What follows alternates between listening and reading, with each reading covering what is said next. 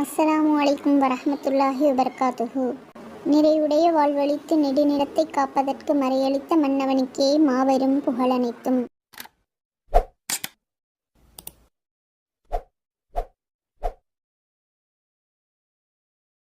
அவுது பில்லாஹி மினஷ் ஷைத்தானிர் ரஜீம். பிஸ்மில்லாஹிர் ரஹ்மானிர் ரஹீம். அல்ஹம்துலில்லாஹ். நாம் இதுவரை பல பயான்கள் பல தலைப்புகளில் பார்த்திருக்கின்றோம். நபிமார்களுடைய பயான்கள் அனைத்தையும் பார்த்தோம். அல்ஹம்துலில்லாஹ். நீங்கள் அனைவரும் பொறுமையாகவும் கவனமாகவும் முழுமையாக கேட்டு லைக் செய்து கமெண்ட் செய்ததற்கு அனைவருக்கும் ஜஸாக்குமுல்லாஹ் ஹைரன் கசீரா. அனைவரும் சப்ஸ்கிரைப் செய்து வைத்துக்கொண்டு அனைத்து பயான்களையும் பொறுமையாகவும் கவனமாகவும் முழுமையாகவும் பாருங்கள். அல்லாஹ் தஆலா உங்கள் அனைவருக்கும் நற்கூலியை தந்தருள்வானாக. ஆமீன். இன்ஷா அல்லாஹ். இன்றைய தலைப்பு அழகு பொருட்களும் வாழ்வின் தத்துவமும்.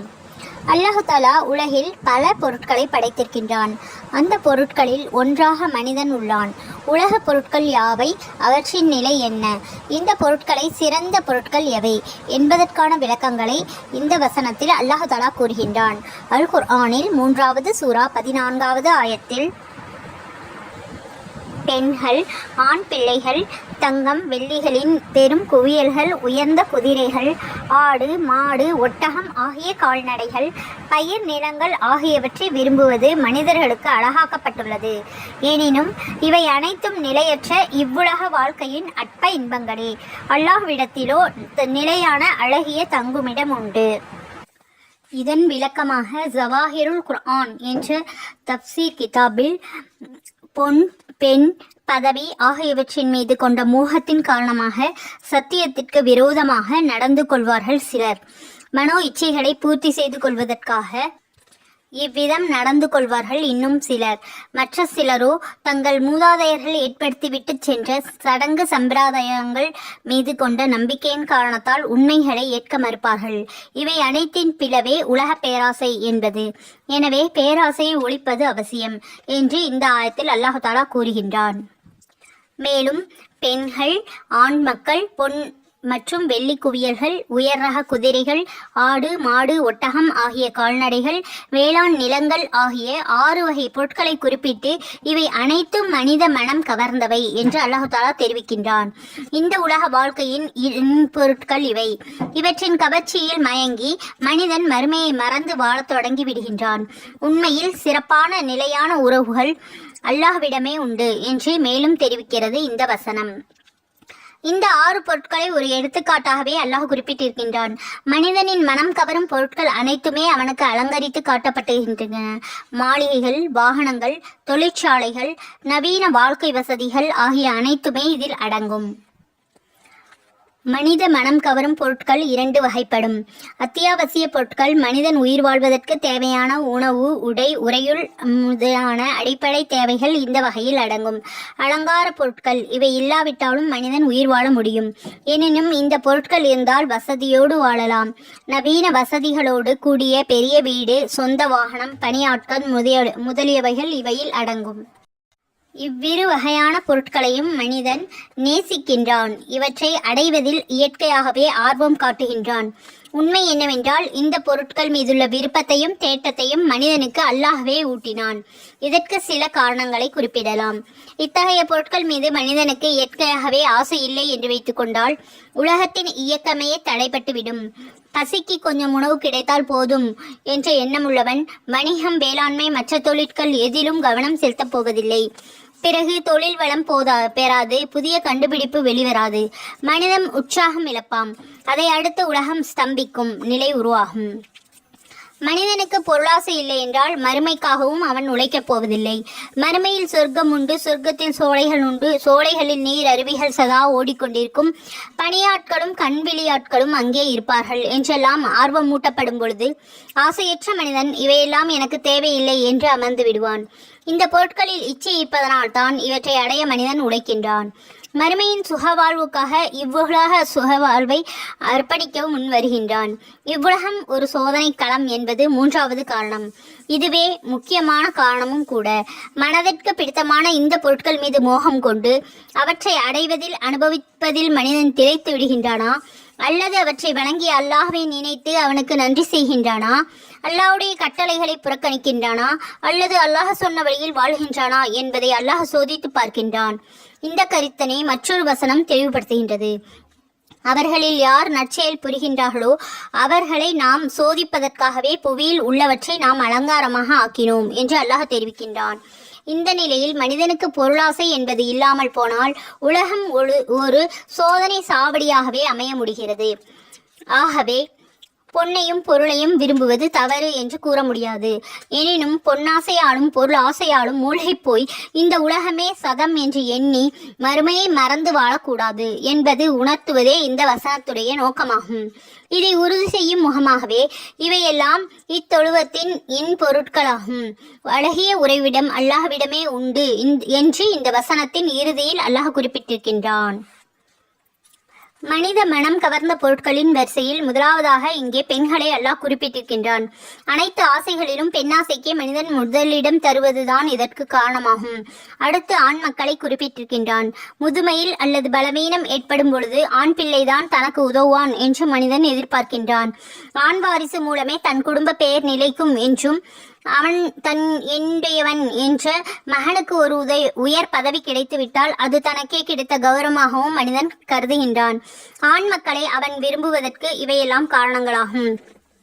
பொன் வெள்ளி குவியல்கள் இருந்துவிட்டால் உலகத்தையே விலைக்கு வாங்கிவிட முடியும் என்று நினைத்த மனிதன் அவற்றை பெரிதும் விரும்புகின்றான்.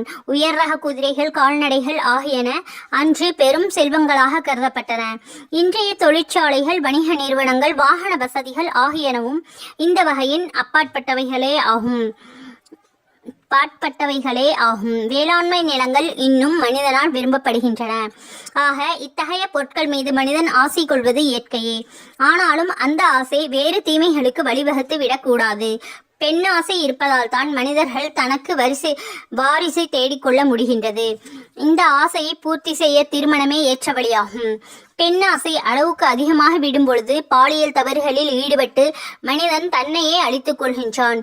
இதே போன்றுதான் மனிதனின் அடிப்படை தேவைகள் நிறைவேற அவனுக்கு பொருளாசை வேண்டும். அதை பூர்த்தி செய்ய நேர்மையான வழியில் பொருளீட்ட வேண்டும். பொருளாசை அளவு கடந்து விட்டால் தவறான வழிகளில் பொருளீட்ட அவன் தலைப்பட்டு விடுகின்றான். எனவே எதையும் அளவோடு நேசி, அப்படி நேசித்ததை அடைய நேரிய வழியில் செல் என்று அல்லாஹ் தஆலா குர்ஆனில் ஜவாஹிருல் குர்ஆன் என்ற நூலில் விரிவாக இந்த ஆயத்துக்கு விளக்கம் கொடுத்திருக்கின்றான். இதை பற்றி உபதேசிக்கப்பட்டிருக்கின்றது. மேலும் இந்த வசனத்தின் 6 விதமான உலக பொருட்களை அல்லாஹ் குறிப்பிட்டிருக்கின்றான். இந்த பொருட்கள் ஒவ்வொன்றிலும் வெவ்வேறு விதமான கவர்ச்சிகள் காணப்படுகின்றன. முதல் பொருளான பெண்களிடம் ஒருவித கவர்ச்சியும், இரண்டாவது பொருளான குழந்தைகளிடம் ஒரு விதமான கவர்ச்சியும், மூன்றாவது பொருளான தங்கம் வெள்ளி ஆபரணங்களின் மீது ஒருவித கவர்ச்சியும், நான்காவது பொருளான குதிரைகள் மீது ஒருவித கவர்ச்சியும். இங்கே குதிரை என்று குறிப்பிடப்பட்டது வாகனத்தை. திருக்குர்ஆன் இறக்கிய காலத்தில் குதிரைதான் சிறப்பான வாகனமாக இருந்ததால் அல்லாஹ் தஆலா அதனை குறிப்பிட்டிருக்கின்றான். ஐந்தாவது பொருளான கால்நடைகளில் ஒருவித கவர்ச்சியும், ஆறாவது பொருளான வேளாண்மையில் ஒரு விதமான கவர்ச்சியும் ஏற்பட்டிருக்கின்றது. மேற்கண்ட பொருட்கள் மனிதர்களை தம் பக்கம் தமது கவர்ச்சி என்ற காந்த சக்தியால் இழுக்கின்றன. அல்லாஹ் அவற்றில் ஏற்படுத்தியுள்ள காந்த சக்திகள் அசாதாரணமாகும். மறுபக்கம் இந்த பொருட்களை படைத்த அவற்றுக்கு இவ்விதமான காந்த சக்திகளை கொடுத்த அல்லாஹ் மனிதர்களை தன் பக்கம் அழைக்கின்றான். அந்த பொருட்களை பயன்படுத்தும் மனிதனிடம் தன்னை பற்றி சிந்தனை இருக்க வேண்டும். தனக்கு நன்றி செலுத்துவதை மனிதன் மறந்துவிடக்கூடாது என்று விரும்புகின்றான். சுப்ஹானல்லாஹ். மேற்கண்ட 2 விதமான சூழ்நிலைகளுக்கு இடையே வாழும் மனிதன் மிக பெரிய பலப்பரட்சிக்கு உட்பட்டுள்ளான். இந்த பொருட்கள் கவர்ச்சியிலேயே விழுந்து அவற்றில் மயங்கி விடாமல் அந்த பொருட்களை பயன்படுத்துவதில் அல்லாஹ் தஆலா மற்றும் அவனுடைய தூதரின் வழிகாட்டுதல்களை கடைபிடித்து வாழ்வதுதான் மனித வாழ்வின் சாரமாகும். ஈமான் என்ற அபார சக்தி. மனிதனை கவரக்கூடிய கவர்ச்சியை உலக பொருட்களுக்கு கொடுத்த அல்லாஹ் தஆலா அக்கவர்ச்சியை மிகைக்கக்கூடிய அபாரமான சக்தியை ஈமான் என்ற மறுமை வாழ்க்கையின் நம்பிக்கையை மனிதனுக்கு வழங்கியுள்ளான். உலகின் பிரதான படைப்பான மனிதன் ஈமான் என்ற அபார சக்தியை சரியாக புரிந்து பயன்படுத்தி கொண்டால் உலக பொருட்களின் கவர்ச்சிகள் மாயைகளிலிருந்து விடுபட்டு இம்மை மறுமை இரண்டிலும் வெற்றி வாகை சூடலாம். பெண்கள். மேற்கண்ட வசனத்தில் கூறப்படும் உலக கவர்ச்சி பொருட்களில் முதலாவதாக கூறப்படுவது பெண்கள். 14வது நூற்றாண்டுக்கு முன்பாக கூறப்பட்ட குர்ஆனின் இந்த கருத்து தற்காலத்துக்கு மிகவும் பொருத்தமாக உள்ளது. செய்தித்துறைகளில் பெரும்பாலும் பெண்களை கவர்ச்சி பொருளாக காண்பிக்கப்படுகிறார்கள். தொழிற்கூடங்கள், கல்விச்சாலைகள், அலுவலகங்கள் போன்ற அனைத்தின் வரவேற்பு அறைகளிலும் பெண்களை கவர்ச்சியாக அமர்த்தப்பட்டு உள்ளார்கள். உலகில் பல பெரிய நகரங்களில் சிவப்பு விளக்கு பகுதிகள் நிறுவப்பட்டு கவர்ச்சி பணியை விட மோசமான பணிக்கு பெண்கள் பயன்படுத்தப்படுகிறார்கள். அதற்கு சட்ட அங்கீகாரமும் வழங்கப்பட்டுள்ளது. அண்டத்தின் அழகி, உலக அழகி போன்றவற்றிலிருந்து துவங்கி ஒரு நாட்டில், ஒரு மாநிலத்தில், ஒரு மாவட்டத்தில், ஒரு ஊரில், ஒரு தெருவில் இருக்கும் பெண்களில் அழகி யார் என்று பார்க்கும் அளவுக்கு அழகி போட்டிகள் வட்டங்கள் விரிவடைந்து வருகின்றன. நாட்டின் அரசியல், சமூக விவகாரங்கள் அழகிகளின் கைவரிசைகளை மிகைத்து காணப்படுகின்றன. எனவே மேற்கண்ட வசனத்தில் கூறப்பட்டுள்ள 6 பொருட்களில் முதல் பொருளான பெண்களை பற்றி மட்டும் இங்கே விரிவாக விவாதிக்கப்படுகிறது. உலகில் சிறந்த பொருள். உலகில் சிறந்த கவர்ச்சி பொருளாக பெண் ஆக்கப்பட்டுள்ளாள் என்று கூறுவது எல்லா பெண்களையும் அல்ல. சிறந்த நல்ல ஒழுக்கமுள்ள பெண் எனவும், பெண் குழந்தைகள் உள்ள வீட்டில் அல்லாஹ்வுடைய அருட்கொடைகளை சுமந்த மலக்குமார்கள் வருகின்றார்கள் என்றும், 2 பெண் குழந்தைகளை பெற்றெடுத்து முறைப்படி வளர்த்து திருமணம் செய்து கொடுத்து விட்டால் அந்த பெற்றோருக்கு சொர்க்கம் கடமையாகி விடுகிறது என்றும் அண்ணல் நபி ஸல்லல்லாஹு அலைஹி வஸல்லம் அவர்கள் அருளியிருக்கின்றார்கள். எந்த பொருளின் மீது மிகவும் எச்சரிக்கை தேவை? உலகில் சிறந்த பொருள் பெண் என்று கூறிய நபி ஸல்லல்லாஹு அலைஹி வஸல்லம் அவர்கள் உலகில் உள்ள பொருட்களில் நாம் மிகவும் கவனமாக நடந்து கொள்ள வேண்டிய பொருளும் பெண்தான் என்று கூறியிருக்கின்றார்கள். முஹம்மது நபி ஸல்லல்லாஹு அலைஹி வஸல்லம் அவர்கள் நவின்றிருக்கின்றார்கள், உலகம் இனிமையானது, பசுமையானது. உலக விஷயத்தில் எச்சரிக்கையாக நடந்து கொள்ளுங்கள். உலகின் பொருட்களில் உங்களை வழிபிசக செய்துவிடக் கூடாது. குறிப்பாக பெண்கள் விஷயத்தில் எச்சரிக்கையாக நடந்து கொள்ளுங்கள். காரணம், இஸ்ராவேலர்களுக்கு ஏற்பட்ட பிரச்சனைகளில் முதலாவது பெண் மூலம் தான் ஏற்பட்டது. ரியாசு சாலிஹீன் என்ற நூலில். அல்லாஹ்வின் சவாலும் ஷைத்தானின் சவாலும். ஹஜரத் ஆதம் அலைஹிஸ்ஸலாம் அவர்களுக்கு சஜ்தா செய்யும்படி அல்லாஹ் தஆலா இட்ட கட்டளைக்கு ஷைத்தான் இணங்க மறுத்ததால் தான் ஒருவன் ஷைத்தானாக மாற்றப்பட்டான். தான் ஷைத்தானாக மாற்றப்பட்ட காரணம் இந்த ஆதம் தான். எனவே அவருடைய பிள்ளைகளை வழிக்கெடுக்காமல் விடமாட்டேன் என்று சபதம் செய்தான் ஷைத்தான். அவன் அல்லாஹ்விடம் வேண்டிக் கொண்டது என்ன? அவன் அல்லாஹ்விடம் விட்ட சவால் என்ன? அவன் எப்படியெல்லாம் ஆதமின் மக்களை வழிகெடுப்பதாக கூறினான் என்பதையும், ஷைத்தானுக்கு அல்லாஹ் கூறிய பதிலையும் அல்லாஹ் தஆலா குர்ஆனில் பின்வருமாறு கூறுகின்றான். 7வது சூரா 14 முதல் 17 வரை உள்ள ஆயத்துக்களில் கூறியிருக்கின்றான். அதற்கு இப்லீஸ் ஆகிய அவன், இறந்தவர்களை எழுப்பும் நாள் வரையில் எனக்கு அவகாசம் அளி என்று கேட்டான். அதற்கு அல்லாஹ் தஆலா, நிச்சயமாக நீ அவ்வாறே அவகாசம் அளிக்கப்பட்டிருக்கின்றாய் என்று கூறினான். அதற்கு இப்லீஸ் அல்லாஹ்வை நோக்கி, நீ என்னை பங்கப்படுத்தியதால் ஆதமுடைய சந்ததிகளாகிய அவர்கள் உன்னுடைய நேரான வழியில் செல்லாமல் தடை செய்ய வழிமறித்து அதில் உட்கார்ந்து கொள்வேன் என்றும், நிச்சயமாக அவர்களுக்கு முன்னும் பின்னும் அவர்களுடைய வலப்பக்கத்திலும் இடது பக்கத்திலும் அவர்களிடம் வந்து அவர்களை வழிகெடுத்து கொண்டே இருப்பேன். ஆகவே அவர்களில் பெரும்பாலானவர்களை உனக்கு நன்றி செலுத்துபவர்களாக நீ காணமாட்டாய் என்றும் கூறினான். இவ்வாறு ஷைத்தான் அல்லாஹ்விடம் சவால் விட்டிருக்கின்றான். மறுமை நாள் வரை எனக்கு அவகாசம் அளித்து உயிரோடு விட்டுவிடு என்று இப்லீஸ் கேட்டுக்கொண்டதை அல்லாஹ் தஆலா ஏற்றுக்கொண்டான். தனக்கு கட்டுப்படுபவர்களின் வேண்டுகோளை ஏற்பதைப் போல கட்டுப்படாதவர்களுடைய வேண்டுகோளையும் அல்லாஹ் தஆலா ஏற்றுக்கொள்வான் என்று இதிலிருந்து தெரிந்து கொள்ள முடியும். இப்லீஸுக்கு எவ்வளவு காலம் அவகாசம் அளிக்கப்பட்டது என்பது பற்றி பல கருத்துகள் உள்ளன. முதலாவது, சூர் எக்காலம் ஊதி உலகம் அழிக்கப்படும் வரை அவனுக்கு அவகாசம் உண்டு என்று ஒரு கருத்து இருக்கின்றது. இது பொருத்தமாகவும் தெரிகிறது. ஏனென்றால் அல்லாஹ் தஆலா குர்ஆனில் மற்றொரு வசனத்தில் 15வது சூரா 38வது வசனத்தில் குறிப்பிட்ட அந்த நாள் வரை என்று கூறப்பட்டிருக்கிறது. இதற்கு உலகம் அழிக்கப்படும் நாள் என்றே விளக்கம் தரப்பட்டுள்ளது. நூல் ரூஹுல் மானி. உன்னுடைய நேரான வழி என்பது அல் ஃபாத்திஹா அத்தியாயத்துள்ள அஸ்ஸிராத்துல் முஸ்தகீம் என்னும் நேரான வழியாகும். நேரான வழி எது என்பது, எது நல்லது எது கெட்டது என்பதையும் இப்லீஸ் முழுமையாக அறிந்திருந்தான் என்பது அவனுடைய பதிலிலிருந்து தெரிகிறது. ஏனென்றால் நேர்வழி எது என்பதை அறிந்திருந்ததால் தான் அதிலிருந்து மனிதர்களை தீர்ப்பவும் அதன் பக்கம் செல்ல விடாமல் தடுக்கவும் முடியும். நூல் தப்சீர் கபீர். இப்லீஸ் வரும் வழிகள். முன் பின் வலது இடது என்பவை திசைகளை குறிப்பதாக இங்கே குறிப்பிடவில்லை. மனிதனை எந்தெந்த வழிகளிலெல்லாம் கெடுக்க முடியுமோ அந்த வழிகளிலெல்லாம் வந்து அவனை கெடுப்பேன் என்பதே இதன் கருத்தாகும். இரத்தம் ஓடும் பாதைகளிலெல்லாம் ஷைத்தான் ஓடுகின்றான் என்று ஒரு நபி மொழியில் உள்ளது. நன்றி இல்லாத மனிதர்கள். அவர்களில் அதிகமானவர்களை நன்றி செலுத்துபவர்களாகவே பெறமாட்டீர்கள் என்று இப்லீஸ் சொன்னான் என்ற கேள்வி இங்கே எழுகிறது. ஏனென்றால் ஆதம் அலைஹிஸ்ஸலாம் அவர்கள் அப்பொழுது சொர்க்கத்தில் தான் இருந்தார்கள். பூமியில் அதுவரை மனித உற்பத்தியே ஆரம்பமாகவில்லை. அதற்குள் இவ்வாறு எப்படி அவன் கூறினான் என்ற ஐயம் ஏற்படலாம். அதற்கு பின்வருமாறு விளக்கம் தரப்படுகிறது. வானவர்கள் செல்லும் இடங்களெல்லாம் போய் வருவதற்கும் அங்கே நடமாடுவதற்கும் இப்லீஸுக்கு அனுமதி இருந்தது. அதனால் அவன் லௌஹுல் மக்பூல் என்ற பாதுகாக்கப்பட்ட பலகையை பார்த்திருக்கலாம். அதில் மறுமை நாள் வரை நடைபெறக்கூடிய அனைத்து நிகழ்ச்சிகளும் பதிவு செய்யப்பட்டிருப்பதால் அதனை பார்த்து அவன் இவ்வாறு சொல்லியிருக்கலாம் என்று விளக்கம் கூறப்பட்டுள்ளது. நூல் தப்சீர் கபீர். அல்லாஹு தஆலா இன்னொரு இடத்தில் 15வது சூரா 42வது வசனத்தில், மன தூய்மையுடைய என் அடியார்களிடத்தில் நிச்சயமாக உனக்கு யாதொரு செல்வாக்கும் இருக்காது, வழிகேட்டில் உன்னை பின்பற்றியவர்களை தவிர. உன்னை பின்பற்றிய அனைவருக்கும் வாக்களிக்கப்பட்ட இடம் நிச்சயமாக நரகம்தான்.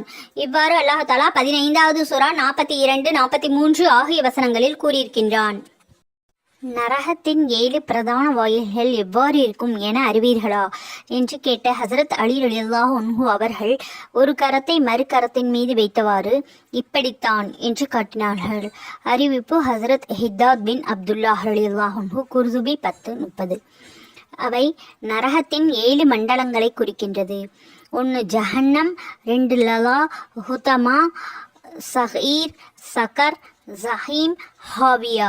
இவற்றுள் முறையே ஏகத்துவ நம்பிக்கையாளர்களில் பாவிகள், சில காலம் வரை யூதர்கள், நசராக்கள், ஷாபியின்கள், நட்சத்திரங்களை வணங்குவோர்கள், நெருப்பை வணங்குவோர்கள், இணை வைப்பவர்கள், முனாஃபிக் நயவஞ்சகர்கள் ஆகியோர் இடம்பெறுவார்கள். இன்று எந்த திசையில் திரும்பினாலும் சினிமா வால் போஸ்டர்கள் ஒட்டப்பட்டிருக்கின்றன. அவற்றில் பெண்களை அலங்கோலமாக காண்பிக்கின்றார்கள். தங்களுடைய அலங்காரங்களை தங்களின் கணவர்களுக்கு காட்டுவதை விட்டு வீதிகளில் காட்ட துவங்கிவிட்டது பெண் குலம். இந்த நிலையில் ஷைத்தானின் சவால் வெற்றி பெற வேண்டுமா அல்லது அல்லாஹுடைய சவால் வெற்றி பெற வேண்டுமா என்பதை பற்றி சிந்தித்து செயல்பட வேண்டியது நமது பொறுப்பாக உள்ளது. சமூகத்தின் அளவுகோல். பெண்கள் சமுதாயத்தின் அளவுகோல்களாக உள்ளனர். ஒரு சமுதாயம் நல்ல நிலையில் உள்ளதா வழி தவறி உள்ளதா என்று அறிய அந்த சமூகத்தின் பெண்களின் நிலையை ஆராய்ந்தால் போதும். எனவேதான் அந்த தீய சமூகத்திற்கு உதாரணமாக கூறும் பொழுது தீய பெண்களையே அல்லாஹ் கூறுகின்றான். நல்ல சமூகத்திற்கு உதாரணம் கூறும் பொழுது நல்ல பெண்களையே அல்லாஹ் கூறுகின்றான். பின்வரும் வசனத்தை பாருங்கள். நிராகரிக்கும் பெண்களுக்கு நூஹ் நபி அலைஹிஸ்ஸலாம் அவர்களுடைய மனைவியையும் லூத் நபி அவர்களுடைய மனைவியையும் அல்லாஹ் உதாரணமாக காட்டுகின்றான். இந்த 2 பெண்களும் நம் அடியார்களில் 2 நல்லடியார்களுடைய மனைவிகளாக இருந்தார்கள். எனினும் இவ்விரு பெண்களும் தங்களுடைய கணவன்மார்களுக்கு துரோகம் செய்தார்கள். ஆகவே இவ்விருவர்களும் நபிமார்களுடைய மனைவிகளாக இருந்தாலும் அல்லாஹ்வுடைய வேதனையிலிருந்து யாதொன்றையும் தடுத்து கொள்ள முடியவில்லை. இவர்கள் துரோகம் செய்ததன் காரணமாக இவர்களை நோக்கி நரகத்தில் புகுபவர்களோடு நீங்கள் இருவரும் புகுந்து கொள்ளுங்கள் என்று கூறப்பட்டது. நம்பிக்கை கொண்ட பெண்களுக்கும் 2 பெண்களை அல்லாஹ் தஆலா உதாரணமாக கூறுகின்றான். முதலாவது ஃபிரௌன் மனைவி ஆசியா. அவள் தன் இறைவனை நோக்கி, யா அல்லாஹ், உன்னிடத்தில் உள்ள சொர்க்கத்தில் எனக்கு ஒரு வீட்டை அமைத்து ஃபிரௌனை விட்டும் அவனுடைய செயலை விட்டும் என்னை பாதுகாத்துக்கொள் என்று துஆ செய்து கொண்டே இருந்தாள். இரண்டாவதாக இம்ரானுடைய மகள் மரியம். இவள் தன்னுடைய கர்ப்பை பாதுகாத்து கொண்டாள். ஆகவே அவருடைய கர்ப்பத்தில் நம்முடைய ரூஹிலிருந்து ஊதினோம். அவர் தன்னுடைய அல்லாஹ்வின் வசனங்களையும் வேதங்களையும் உண்மையாக்கி வைத்தார்கள். இறைவனுக்கு முற்றிலும் வழிபட்டவர்களாக திகழ்ந்தார்கள். இவ்வாறு அல்லாஹ் தஆலா 66வது சூரா 10 முதல் 11, 12 ஆகிய 3 வசனங்களில் கூறியிருக்கின்றான். நூஹ் நபி அவர்களுடைய பயான் இருக்கின்றது, அதில் விவரமாக உள்ளது, அதனையும் பாருங்கள் இன்ஷா அல்லாஹ். லூத் நபி அவர்களுடைய பயானும் இருக்கின்றது. நபிமார்களுடைய வரலாற்றை பார்த்தால் இவர்களுடைய விளக்கமான பயான் தெரிந்து கொள்ளலாம். ஒழுக்க முறைகள். அந்நிய பெண் நம்முன் அலங்கோலமாக காட்சி தரும் பொழுது அவளுடைய கவர்ச்சியை நம் ஈமான் என்ற அபார சக்தியால் மிகைப்பது எப்படி என்பதை அல் குர்ஆனும் ஹதீஸும் மிக அழகாக வழிகாட்டுகின்றன. இந்த விஷயத்தில் முஃமினான ஆண்களும் பெண்களும் கடைபிடிக்க வேண்டிய சில ஒழுக்க முறைகள் உள்ளன. கண்களை மூடிக்கொள்க. முஃமினான ஆண்கள் அந்நிய பெண்களை அனாவசியமாக பார்ப்பது கூடாது. கண்கள் பார்ப்பதற்குத்தான் படைக்கப்பட்டுள்ளன என்றாலும் எல்லாவற்றையும் பார்ப்பதற்கு அல்ல. எனவேதான் தடுக்கப்பட்ட காட்சிகள் தென்படும் பொழுது அவற்றை பார்க்காமல் உடனே கண்களை மூடிக்கொள்ள வேண்டும் என்ற நோக்கில் கண்களுக்கு திரையாக இமைகள் படைக்கப்பட்டிருக்கின்றன. அந்நிய பெண்களை பார்ப்பதை விட்டும் தவிர்த்து கொண்டால் மட்டுமே நம்முடைய மறைவான உறுப்புகளை தவறாக பயன்படுத்துவதிலிருந்து பாதுகாக்க முடியும் என்று பின்வரும் வசனம் கூறுகின்றது. 24வது சூரா 30வது ஆயத்தில் அல்லாஹ் தஆலா கூறியிருக்கின்றான், நபியே ஸல்லல்லாஹு அலைஹி வஸல்லம், நம்பிக்கையாளர்களான ஆண்களுக்கு நீங்கள் கூறுங்கள், அவர்கள் தங்கள் பார்வைகளை கீழ்நோக்கியே வைக்கவும், அவர்கள் தங்கள் கற்பையும் பாதுகாத்து கொள்ளவும், இது அவர்களை பரிசுத்தமாக்கி வைக்கும். நிச்சயமாக அல்லாஹ் அவர்கள் செய்பவைகளை நன்கறிந்தவனாக இருக்கின்றான். நபியே ஸல்லல்லாஹு அலைஹி வஸல்லம், உம்மை பின்பற்றி நடக்கக்கூடிய முஃமின்கள், நம்பிக்கையாளர்கள் மஹரமல்லாத அந்நிய பெண்களை பார்க்க நேர்ந்தால் தங்களுடைய பார்வைகளை தாழ்த்தி கொள்ளட்டும் என்று அல்லாஹ் தஆலா கூறுகின்றான். அதாவது இன உறுப்புகளை தங்களுடைய விபச்சாரத்தை விட்டு தற்காத்து கொள்ளுமாறும் அறிவுறுத்துங்கள். மேலும் ஔரத்துக்களை பிறர் கண்ணில் படாதவாறு மறைந்திருக்க வேண்டும் என்று அறிவுரை கூறுங்கள். ஏனென்றால் அந்நிய பெண்களை ஏறெடுத்து பார்ப்பது ஆசையை தூண்டும் ஆரம்ப கட்டமாகும். விலக்கப்பட்ட அங்கங்களை எதேச்சையாக பார்வையிட நேர்ந்தால் உடனடியாக தன்னுடைய பார்வைகளை விலக்கிக் கொள்ள வேண்டும். பார்வையின் மோசடி பார்வைகளையும் இதயங்கள் மறைப்பனவற்றையும் அவன் நன்கறிவான். இவ்வாறு ஆடவருக்கு ஆணையிடும் அல்லாஹ் தஆலா அடுத்தது பெண்களுக்காகவும் இவ்வாறான கட்டளைகளை பிறப்பிக்கின்றான். இத்துடன் தீய செயல்களும் தீய எண்ணங்களும் பரவ தூண்டுகோலாக அமைந்துள்ள அழகு தலங்களை அடுத்தவர் பார்வையில் படாதவாறு மறைத்து கொள்ளும்படி ஆணையிடுகின்றான். இவ்வாறு அறிவுறுத்துவதன் மூலம் தீமைகள் நிகழ்வதற்கு காரணமாக திகழும் அனைத்தையும் அல்லாஹ் தஆலா தடை செய்திருக்கின்றான். அல்லாஹ்வின் ஆணைக்கு அடிபணிந்து நடக்கும் நம்பிக்கையாளர்கள் அவனது மேலான வெகுமதிகளை பெறும் வெற்றியாளர்களாக ஆகிவிடுகிறார்கள். மதீனாவின் தெருவில் நடந்து கொண்டிருந்த ஒருவருடைய பார்வை ஒரு பெண்ணின் மீது விழுந்தது. அவளும் அவரை ஏறிட்டு பார்க்க நேர்ந்தது. இருவருடைய உள்ளத்திலும் ஷைத்தான் ஊசலாட்டத்தை ஏற்படுத்தினான். இருவரும் ஒருவரை ஒருவர் அதிசயமாக பார்த்து கொண்டார்கள். அவ்வளவுதான். அவர் பாதையிலிருந்து சுவருடைய சுற்றில் மேல் சென்றார். மறுபடியும் அந்த பெண்ணை பார்க்க வேகமாக திரும்பிய பொழுது சுவற்றில் அடிபட்டு மூக்கு உடைந்து போயிற்று.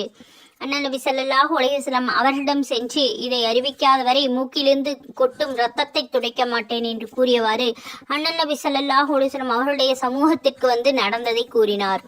நீ செய்த பாவத்திற்கு இது தண்டனை என்று அண்ணன் நபி ஸல்லல்லாஹு அலைஹி வஸல்லம் அவர்கள் கூறினார்கள். ஹஸ்ரத் அலி ரலியல்லாஹு அன்ஹு அவர்கள் இப்னு மத்தவைஹி என்ற நூலில் குறிப்பிட்டுள்ளார்கள். அந்நிய பெண்களை பார்க்கக்கூடாது என்பது உயிருள்ள பெண்களை மட்டுமல்ல, உயிரற்ற பெண்கள், உருவப்படங்கள் என்பதையும் பார்க்கக்கூடாது. முதலில் பார்வை அந்நிய பெண்கள் மீது நம் பார்வை எதிர்பாராத விதமாக விழுந்துவிட்டால் அந்த முதல் பார்வைக்கு மன்னிப்பு உண்டு. ஆனால் தொடர்ந்து 2வது முறை 3வது முறை என்று பார்க்க முயற்சி செய்தால் அது சைத்தானுடைய பார்வை, குற்றமுள்ள பார்வை என்று அண்ணல் நபி ஸல்லல்லாஹு அலைஹி வஸல்லம் அவர்கள் விளக்கமளித்திருக்கின்றார்கள். அந்நிய பெண் மீது எதிர்பாராவிதமாக பார்வை விழுந்து அதன் காரணமாக உள்ளத்தில் இச்சை ஏற்பட்டுவிட்டால் மனைவியிடம் சென்று ஒருவன் தன்னுடைய இச்சையை தீர்த்து கொள்ள வேண்டும். நபிகள் நாயகம் ஸல்லல்லாஹு அலைஹி வஸல்லம் அவர்கள் ஒரு வழியாக சென்று கொண்டிருந்த பொழுது அவர்களுடைய பார்வை எதிர்பாராவிதமாக ஒரு அந்நிய பெண் மீது விழுந்தது. அதனால் அவர்களுக்கு இச்சை ஏற்பட்டது. அப்பொழுது அவர்கள் தன்னுடைய மனைவியான உம்முல் முஃமினீன் சௌதா ரலியல்லாஹு அன்ஹா அவர்களிடம் சென்று தன்னுடைய இச்சையை தீர்த்து கொண்டார்கள். சுப்ஹானல்லாஹ். பின்பு சஹாபாக்களை கூட்டி, தோழர்களே, எதிர்பாராவிதமாக உங்கள் பார்வை அந்நிய பெண் மீது விழுந்து விட்டால், அதன் விளைவாக உங்களுக்கு இச்சை ஏற்பட்டால் உடனே உங்களுடைய மனைவியை அணுகி உங்களுடைய இச்சையை தீர்த்து கொள்ளுங்கள். உங்கள் மனைவியிடம் என்ன உள்ளதோ அதுதான் எல்லா பெண்களிடமும் இருக்கின்றது. எனவே சட்டப்படி அல்லாமல் தவறாக உங்களுடைய இச்சைகளை தீர்த்து கொள்ள முயற்சி செய்யாதீர்கள் என்று கூறினார்கள். மிஸ்காத். அந்நிய பெண்களை கண்டால் பார்த்து ரசிப்பது கண்ணுடைய விபச்சாரம் என்று மற்றொரு ஹதீஸில் நபி ஸல்லல்லாஹு அலைஹி வஸல்லம் அவர்கள் கூறியிருக்கின்றார்கள். உயர்ந்த பொறுமை. குர்ஆனில் அல்லாஹ் தஆலா பல்வேறு இடங்களில் நிச்சயமாக அல்லாஹ் பொறுமையாளர்களோடு இருக்கின்றான், அடியார்களே பொறுமையோடு இருங்கள் என்று கூறுகின்றான்.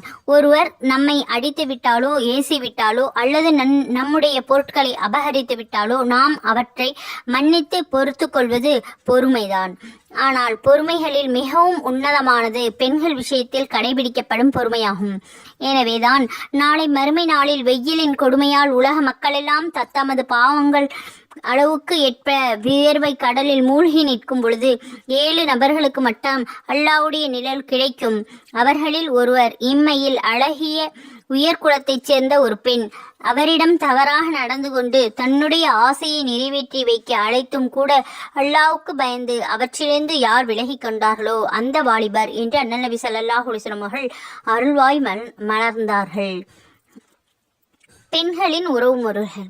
தகாத உறவு ஏற்படாமல் இருக்க ஆண்கள் சில ஒழுக்க முறைகளை கடைபிடிப்பது எவ்வாறு அவசியமோ அவ்வாறே முஃமினான பெண்கள் தங்களை தற்காத்து கொள்ளவும் அந்நிய ஆண்கள் தம்மால் வழிகிட்டு போகாமல் இருப்பதற்கும் அவர்கள் சில ஒழுக்கங்களை கடைபிடிக்க வேண்டியது அவசியமாக உள்ளது. பார்வையை தாழ்த்துவது. அல்லாஹ் கூறுகின்றான் 24வது சூரா 31வது ஆயத்தில், நபியே ஸல்லல்லாஹு அலைஹி வஸல்லம், நம்பிக்கையுள்ள பெண்களும் நீங்களும் கூறுங்கள், அவர்களும் தங்களுடைய பார்வையை கீழ்நோக்கியே வைத்துக்கொண்டு தங்களுடைய கற்பையை பாதுகாத்து கொள்ள வேண்டும். அன்றி தங்கள் தேகத்தில் பெரும்பாலும் வெளியில் இருக்கக்கூடியவைகளை தவிர தங்கள் ஆடை ஆபரணம் அலங்காரத்தை வெளியே காட்டக்கூடாது, மறைத்து கொள்ள வேண்டும். தங்களுடைய முந்தானையால் மார்பை மறைத்து கொள்ளவும். பெண்கள் தங்களுடைய கணவர்கள், தங்களுடைய தந்தைகள், தங்களுடைய கணவருடைய தந்தைகள், தங்களுடைய பிள்ளைகள், தங்களுடைய கணவருடைய பிள்ளைகள், தங்களுடைய சகோதரர்கள், தங்களுடைய சகோதரர்களுடைய பிள்ளைகள், தங்களுடைய சகோதரிகளுடைய பிள்ளைகள் அல்லது முஸ்லிம்களாகிய தங்களுடைய இனத்தாருடைய பெண்கள், தங்களுடைய அடிமைகள் அல்லது பெண்களின் விருப்பமற்று தங்களை அண்டி வாழும் ஆண்கள், பெண்களின் மறைவான அவயங்களை அறிந்து கொள்ளாத சிறிய குழந்தைகள், ஆண் குழந்தைகள் ஆகிய இவர்களை தவிர மற்ற எவரும் முன்னும் தன்னுடைய அலங்காரத்தை அறவே வெளிப்படுத்த வேண்டாம். இன்னும் தாங்கள் அணிந்திருக்கக்கூடிய ஆடை ஆபரணங்களைப் போன்று மறைந்திருக்கக்கூடிய தங்களுடைய அலங்காரத்தை அறிவிக்கும் நோக்கத்தோடு தங்களுடைய கால்களை பூமியில் தட்டி நடக்க வேண்டாம். நம்பிக்கையாளர்களே, இதில் எதிலும் உங்களால் தவறு ஏற்பட்டுவிட்டால் நீங்கள் வெற்றி பெறும் பொருட்டு அல்லாஹ்வின் பக்கமே பாவ மன்னிப்பை கோரி உங்கள் மனதை திருப்புங்கள் என்று அல்லாஹ் தஆலா குர்ஆனில் கூறியிருக்கின்றான். மேலும் நீங்கள் குலைந்து பேச வேண்டாம், அதனால் இதயத்தில் உள்ள சபல நோய் உள்ளவர்கள் ஆசைப்படுவார்கள் என்று பெண்களை அல்லாஹ் தஆலா எச்சரிக்கை செய்திருக்கின்றான். அந்நிய பெண்களை ஏறெடுத்து பார்ப்பதை அண்ணல் நபி ஸல்லல்லாஹு அலைஹி வஸல்லம் அவர்கள் தடை செய்திருக்கின்றார்கள்.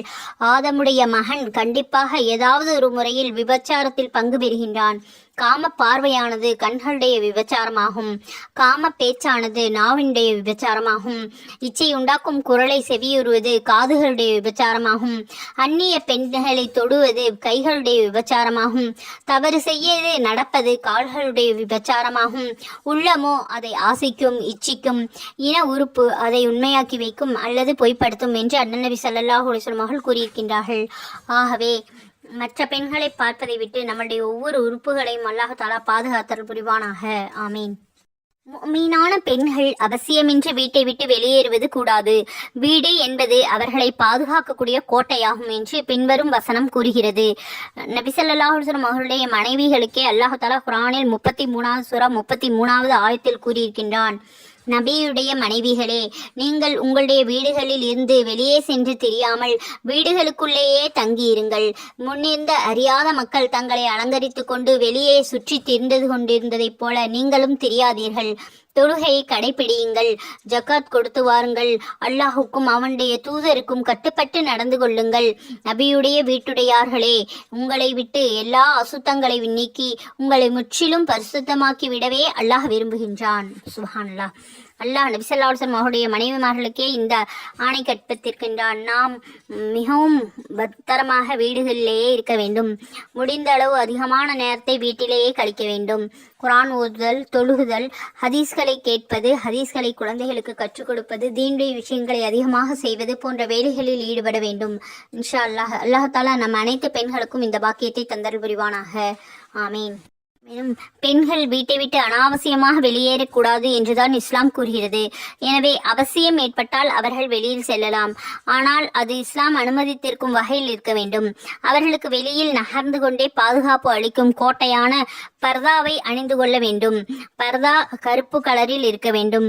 அதனை அவர்கள் முழுமையாக உடம்பை மறைக்கும்படி அணிய வேண்டும். இப்பொழுது விற்கக்கூடிய பர்தாவை போல டிசைனாக உள்ள பர்தாக்கள் அணிவது கூடாது. நபியே ஸல்லல்லாஹு அலைஹி வஸல்லம், நம்பிக்கையுள்ள பெண்களுக்கு நீங்கள் கூறுங்கள், 24வது சூரா 31வது ஆயத்தில் அல்லாஹ் தாலா பர்தாவை பற்றி விவரமாக கூறியிருக்கின்றான். ஆகவே அந்த ஆயத்தை முன்பே கூறியிருக்கின்றேன், அதனை திரும்பவும் பாருங்கள். தவறான முயற்சி செய்யக்கூடாது. நடந்து செல்லும் பொழுது அந்நிய ஆணுடைய கவனத்தை தன் பக்கம் திருப்பும் வண்ணம் நறுமணங்களை பூசிக்கொண்டு கால் கைகளில் கொலுசு போன்ற ஆபரணங்களை, கைகளில் வளையல்கள் அதிகமாக மாட்டிக்கொண்டு மற்ற ஆண்களுக்கு கேட்கும் வண்ணம் சத்தமாக அதனுடைய சவுண்டு போட்டுக்கொண்டு செல்லக்கூடாது. பூமியின் மீது கால்களை அடித்து கொண்டோ தவறான செய்கைகளில் ஈடுபடக்கூடாது. மேலே சொன்ன வசனம் இதனை விவரிக்கின்றது. குலைந்து பேசக்கூடாது. அந்நிய ஆண்களோடு குலைவாக பேசக்கூடாது. அப்படியே பேசுவதற்கு நிர்பந்தம் ஆனாலும் சரியே, சிரித்து நளினமாக குலைந்து பேசக்கூடவே கூடாது.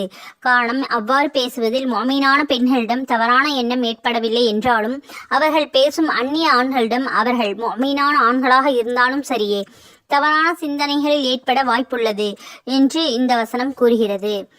குர்ஆனில் 33வது சூரா 32வது வசனத்தில் அல்லாஹ் கூறுகிறான், நபியுடைய மனைவிகளே, நீங்கள் மற்ற சாதாரண பெண்களைப் போன்றவர்கள் அல்ல.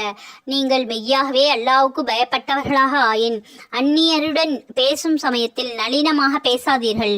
ஏனென்றால் பாவ நோய் இருக்கும் உள்ளத்தை உடையவர்கள்தான் விருப்பங்களை கொள்ளக்கூடும், தவறான விருப்பங்களை கொள்ளக்கூடும். ஆகவே நீங்கள் எதை கூறிய பொழுதிலும் யதார்த்தவாதிகளைப் போல கண்டிப்பாக பேசுங்கள்.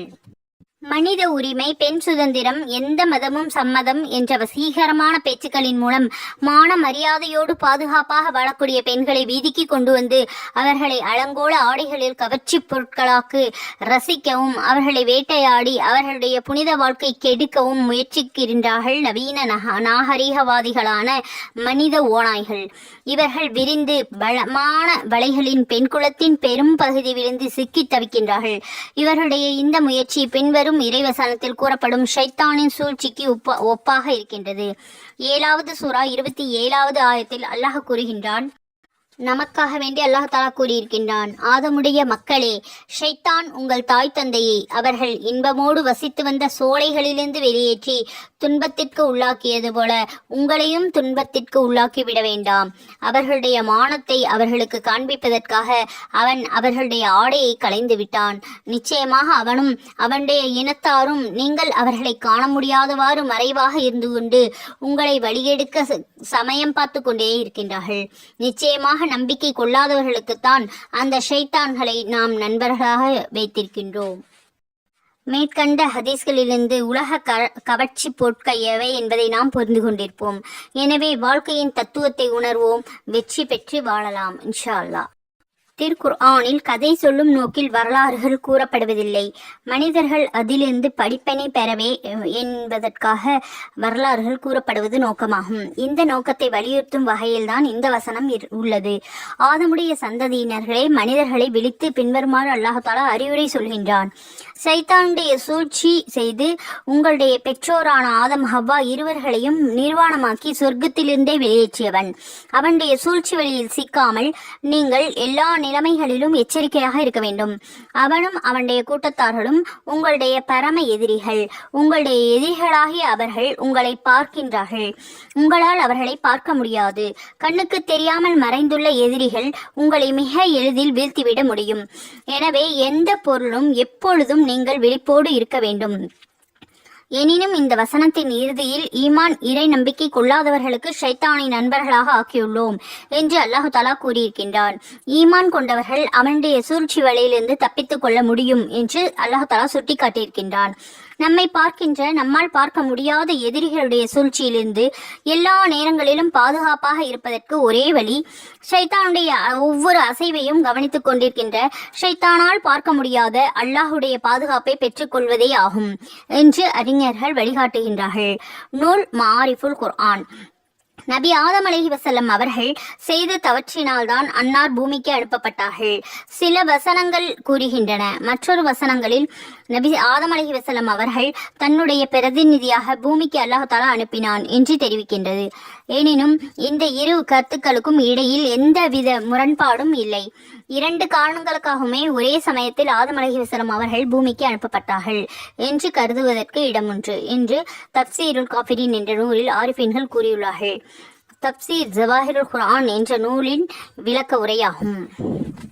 அல்ஹம்துலில்லாஹ். நாம் இதுவரை உலகத்தில் உள்ள அழகு பொருட்களும் வாழ்க்கையின் தத்துவமும் என்ற தலைப்பில் விரிவாக பயான் பார்த்தோம். முழுமையாகவும் கவனமாகவும் பொறுமையாகவும் அனைவரும் கேட்டதற்கு அல்லாஹு தஆலா உங்கள் அனைவருக்கும் நற்கூலியை தந்தருள்வானாக. ஆமீன்.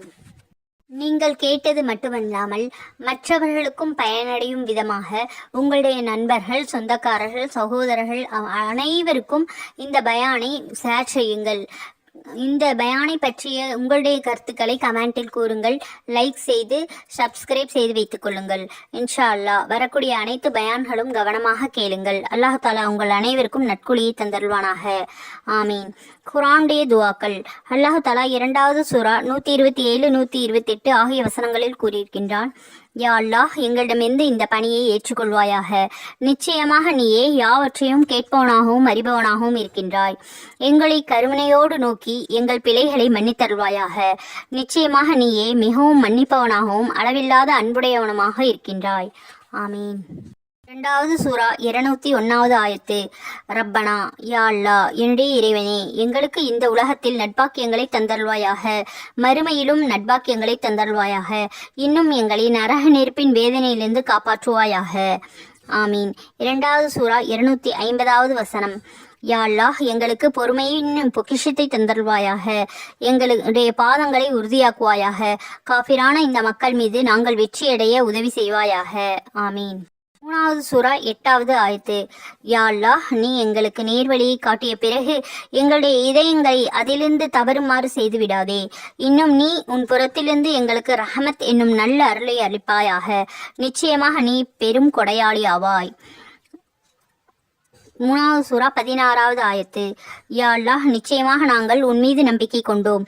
எங்களுக்காக எங்களுடைய பாவங்களை மன்னித்தருள்வாயாக. நரக நெருப்பின் வேதனையிலிருந்து எங்களை காப்பாற்றுவாயாக.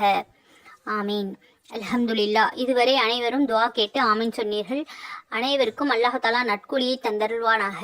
ஜஸாக்குமுல்லாஹு கைரன் கசீரா. அஸ்ஸலாமு அலைக்கும் வரஹ்மத்துல்லாஹி வபரகாத்துஹு.